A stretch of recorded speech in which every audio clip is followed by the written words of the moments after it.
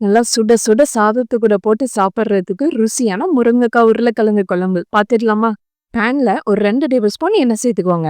நல்லா சூடானதும் ஒரு 1/2 ஸ்பூன் கடுகு சேர்த்து நல்லா பொரிய விடுங்க. 10 பல் பூண்டு சேர்த்து சிம்லேயே நல்லா வதக்கணும்.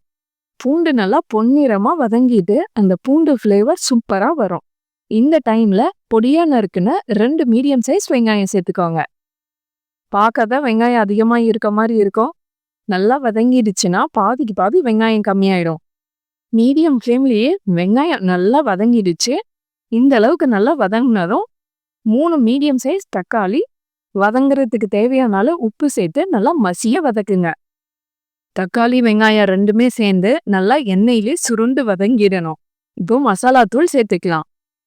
ஒரு 1/4 ஸ்பூன் மஞ்சத்தூள், 1 ஸ்பூன் குழம்பு மிளகாத்தூள், 1 ஸ்பூன் தனியாத்தூள் சேர்த்து ஒரு 2 நிமிஷம் நல்லா வதக்குங்க. மசாலாவோட பச்சை வாசனைலாம் போயிட்டு ஒரு நல்ல ஒரு ஃப்ளேவர் வரும்.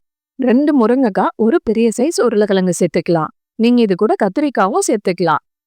மசாலா கூட காய்கறி எல்லாம் சேர்த்து ஒரு 5 நிமிஷம் நல்லா வதக்குங்க. லைட்டா சைட்லலாம் எண்ணெய் கசிய ஆரம்பிக்குது. இப்போ குழம்புக்கு தேவையான அளவு தண்ணி சேர்த்துக்கலாம். ஃப்ரிட்ஜில் இருக்க எல்லா காய்கறியும் சேர்த்து நம்மளா ஒரு குழம்பு வைப்போம். ஆனால் அந்த குழம்பு தான் பயங்கர டேஸ்டாக இருக்கும். குழம்புக்கு தேவையான அளவு உப்பு சேர்த்து நல்லா கலந்துட்டு மூடி வச்சிடலாம். முருங்கைக்காய் உருளைக்கிழங்கு நல்லா வேகட்டும்.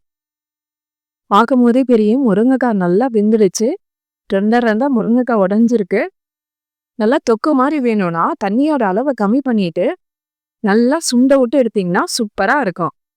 நான் குழம்பு வைக்கிறதுனால இப்போவே ஸ்டவ் ஆஃப் பண்ணிடுறேன். அவ்வளோதான், முருங்கைக்காய் உருளைக்கிழங்கு குழம்பு சூப்பராக ரெடி ஆயிடுச்சு. இந்த ரெசிபி பிடிச்சிருந்தா நம்ம சேனலை சப்ஸ்கிரைப் பண்ணிட்டு பெல் ஐக்கானையும் ப்ரெஸ் பண்ணிடுங்க.